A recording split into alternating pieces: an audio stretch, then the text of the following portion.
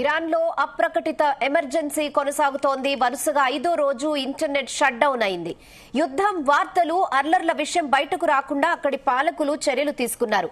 Internet వాడేందుకు ప్రయత్నిస్తే చట్టపరమైన చర్యలు తప్పవని హెచ్చరిస్తున్నారు.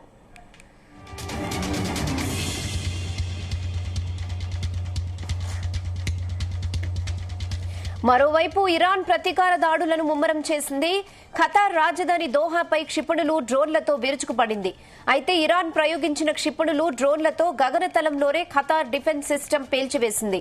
అటు అజర్బైజాన్ పై కూడా డ్రోన్లను ఇరాన్ ప్రయోగించింది. ఎయిర్పోర్ట్, స్కూల్ భవనంపై డ్రోన్లతో దాడి చేసింది.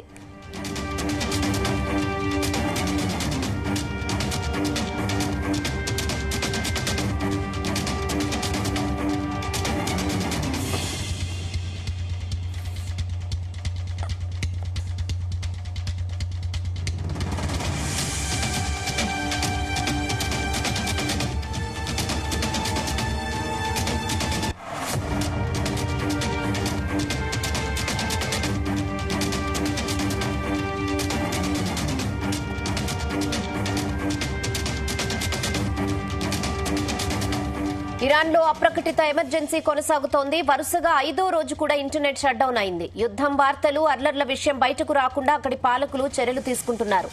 ఇంటర్నెట్ వాడేందుకు ప్రయత్నిస్తే చట్టపరమైన చర్యలు తప్పవని హెచ్చరిస్తున్నారు.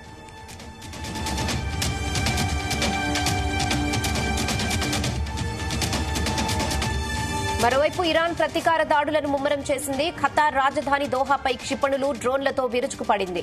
అయితే ఇరాన్ ప్రయోగించిన క్షిపణులు డ్రోన్లతో గగనతలంలోనే ఖతార్ డిఫెన్స్ సిస్టమ్ పేల్చివేసింది. అటు అజర్బైజాన్ పై కూడా డ్రోన్లను ఇరాన్ ప్రయోగించింది. ఎయిర్పోర్ట్, స్కూల్ భవనంపై డ్రోన్లతో దాడి చేసింది.